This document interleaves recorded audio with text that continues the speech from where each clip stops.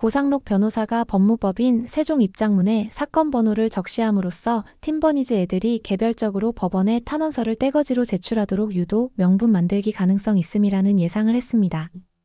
또한 하이브는 계약 해지 후에도 콜옵션 행사 가능하게 되어 있다고 했다며 그렇다면 미니진이 이번 재판에서 지면 그냥 게임 오버라고 평가했습니다. 미니진과 하이브 싸움은 원래 풋옵션 가격, 즉 돈 때문이었습니다. 미니진은 풋옵션 배수를 당초 13배에서 30배까지 요구했고 하이브가 받지 않자 뉴진스 부모를 동원한 이메일 공격으로 도발을 시작했습니다.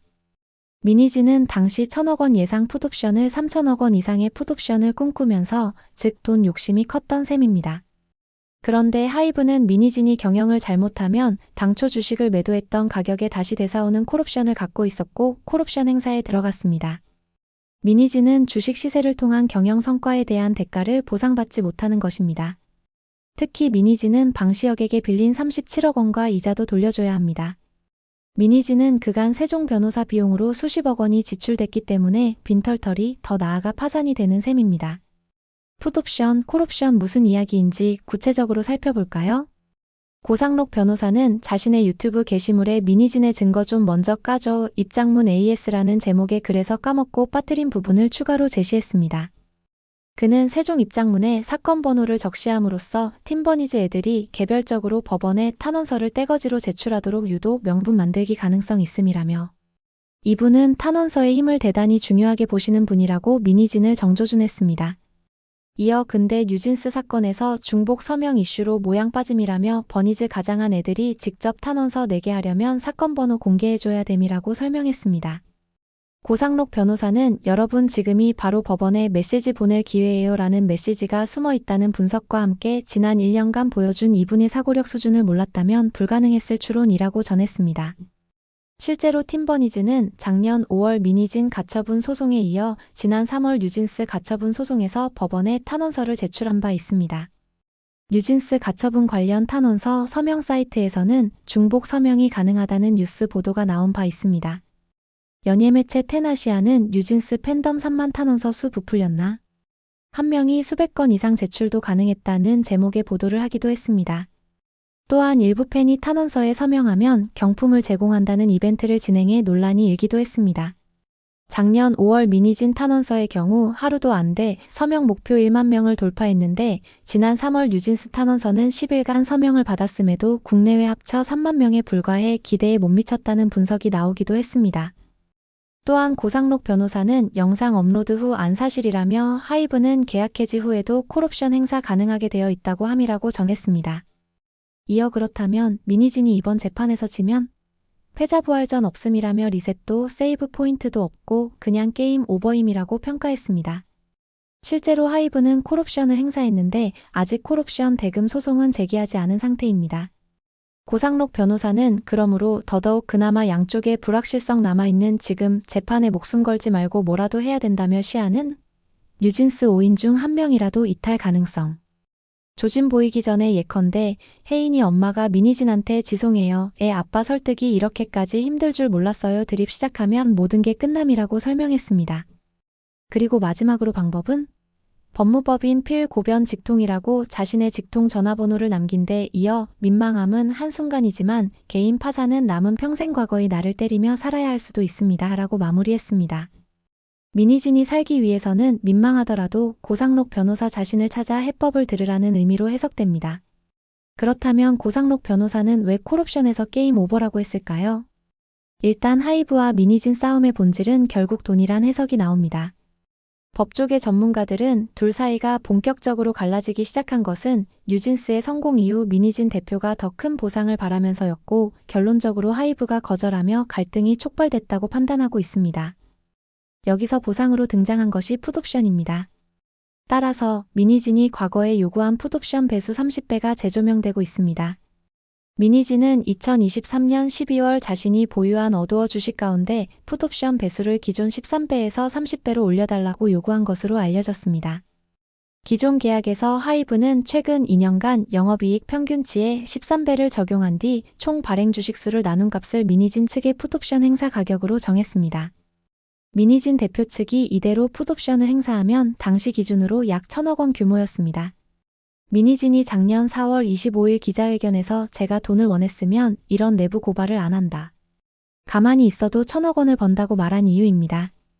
하이브는 어도어 설립 당시인 2021년 미니진 대표에게 총 발행 주식의 10%에 해당하는 스톡 옵션과 13배 배수가 적용된 풋옵션을 제공했습니다. 여기에 더해 총 발행 주식의 5%만큼 현금 특별상여도 약속했습니다. 지분율로는 총 15%로 이에 따라 미니진 대표가 손에 넣을 수 있는 액수는 총 737억 원이었습니다. 이후 어도어가 내놓은 걸그룹 뉴진스가 크게 성공하자 미니진 대표 측은 성과에 대한 보상을 요구했습니다. 이에 하이브는 기존 지분 15%에 5%를 더해 20%로 지분율을 늘려줬습니다. 여기에는 신동훈 부대표, 김혜민 크리에이티브 디렉터 등 측근 지분이 포함된 것입니다. 이때까지만 해도 13배 배수가 적용된 풋옵션은 지분 15%에만 걸려 있었습니다. 그러다 2023년 연말 주주간 계약 재협상에서 마찰이 발생했습니다. 기존 주주간 계약 체결 1년이 채 되지 않은 시점이었습니다. 당시 미니진 대표 측은 풋옵션 배수를 30배로 올려줄 것과 추가된 5%에 대해서도 풋옵션을 적용해달라고 무리한 요구를 했습니다. 미니진 대표 측은 지분 5%에 대해선 마음대로 대팔 수 없다며 경업금지 조항을 들어 노예 계약이라고 주장해왔습니다. 하이브는 남은 5%에 대한 풋옵션 적용은 수용했지만 30배 배수 적용은 거절했습니다. 미니진 대표가 요구한 30배 배수를 적용하면 풋옵션 행사가는 기존 1,000억 원에서 2,400억 원 플러스 알파로 훌쩍 뛰게 됩니다.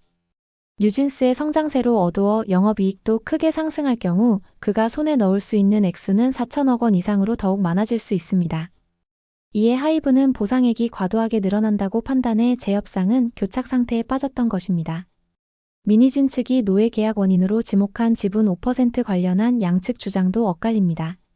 하이브는 이에 대한 풋옵션 수용 의사를 밝혔기 때문에 미니진 대표가 받아들이기만 했다면 문제가 없다는 입장이었습니다.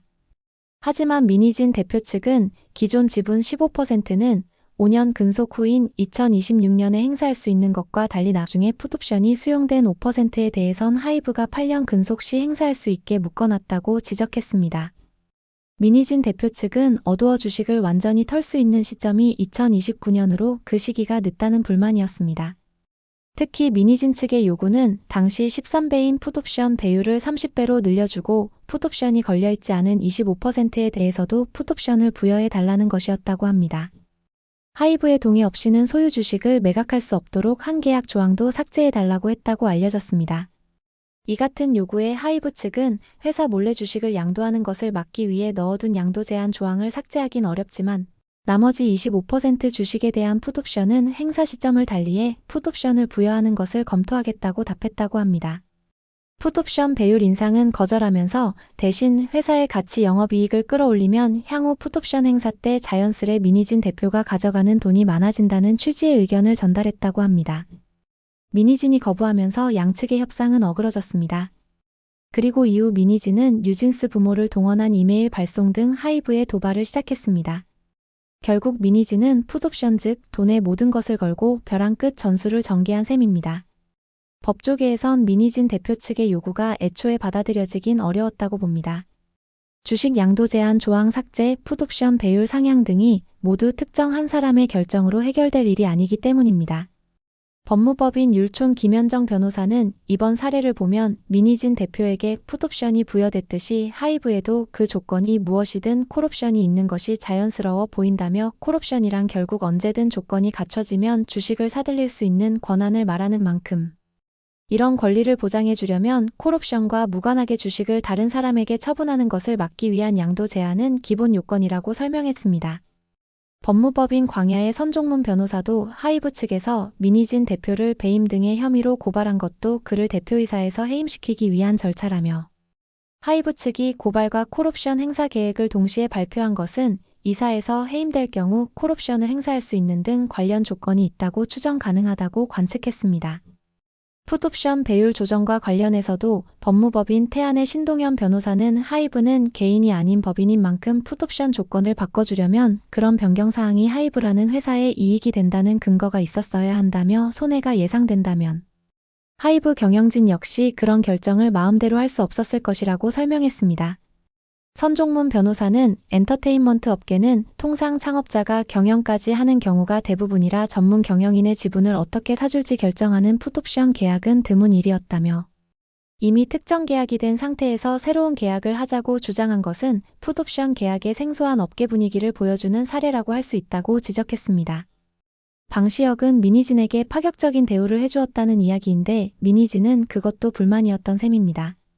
더욱이 방시혁은 2023년 3월 민희진과 주식 매매 계약을 체결하면서 37억 원의 돈을 빌려주기까지 했습니다. 민희진은 돈이 없자 방시혁에게 빌린 37억 원으로 어두어 주식 57만 3,160만 주를 취득하면서 지분 20%를 확보하게 된 것입니다. 2023년 3월 대여한 37억 원은 작년 11월 말 기준 이자 포함 39억 4천만 원까지 늘어난 것으로 계산됩니다. 그렇다면 민희진이 현재 방시혁에게 갚아야 할 돈은 이자 포함 40억 원이 넘는다고 관측됩니다. 풋옵션이 뭐길래 이들은 그렇게 첨예하게 다퉜을까요? 풋옵션이 무엇인지를 이해하려면 우선 용어부터 파헤쳐야 합니다. 옵션은 선택이라는 뜻이고 풋은 밀어낸다는 뜻입니다. 풋옵션을 가졌다는 것은 주식이나 채권 등을 밀어낼 수 있는 권한을 가졌다는 뜻입니다. 일정 조건만 갖추면 자신이 가진 주식을 강제로 사가게 할 수 있는 권한을 가진 셈입니다. 풋옵션에 반대되는 개념이 콜옵션입니다. 콜은 요구한다는 뜻입니다. 콜옵션을 가지면 특정 조건 아래서 주식이나 채권 등을 강제로 사올 수 있는 권한이 생깁니다. 두 옵션을 갖는 주체는 모두 손해를 보지 않는 것이 목적입니다. 손해를 보지 않기 위한 조건들을 겁니다.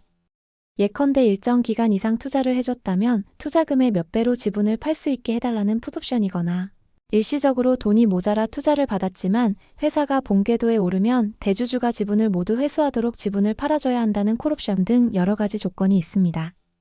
하이브와 민희진 사태에서 양측 공방의 핵심은 풋옵션의 조건이었습니다.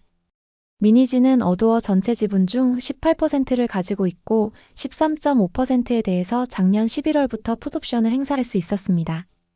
그래서 민희진은 실제로 작년 11월 20일 사내이사까지 사임하고 풋옵션 대금 소송을 제기했습니다. 원칙대로였다면 하이브는 풋옵션 행사 시점 작년과 전년도 평균 영업이익의 13배 가격에 민희진의 주식을 사들여야 했습니다. 그러나 민희진의 경영권 찬탈 및 템퍼링 의혹 등 사태가 전개되면서 하이브는 민희진의 귀책 사유에 따른 주주간 계약 해지 확인 소송을 제기하면서 지금에 이른 것입니다. 여러 사태를 겪으면서 풋옵션 예상 가격은 260억 원 수준으로 낮아졌습니다. 그렇다면 하이브가 콜옵션을 행사한다는 것은 무슨 의미일까요? 쉽게 말하면 민희진이 경영을 잘못하면 당초 주식을 매도했던 가격에 다시 되사온다는 의미입니다. 하이브가 민희진에게 싸게 팔았던 가격 그대로 다시 되사오는 것이니 민희진은 주식 시세를 통한 경영 성과에 대한 대가를 보상받지 못하는 것입니다. 민희진은 37억 원과 이자를 돌려줘야 합니다. 민희진은 그간 세종 변호사 비용으로 수십억 원이 지출됐기 때문에 빈털터리가 되는 셈입니다. 아니, 오히려 토해내야 할 돈이 커지면서 파산한다고 봐야 합니다. 고상록 변호사가 게임 오버라고 표현한 것은 민희진이 더 이상 지분으로 어두어와 협상할 여지마저 없어졌다는 의미입니다. 만약 민희진이 어두어 지분을 보유하면서 뉴진스를 어두어로 돌려보내면 민희진은 하이브와 협상할 여지가 남아 있었습니다. 그러나 민희진은 이제는 사실상 회생 여지가 사라져버렸습니다. 여러분들 생각은 어떤가요? 구독, 좋아요는 더 좋은 영상 제작에 큰 힘이 됩니다. 시청해주셔 감사합니다.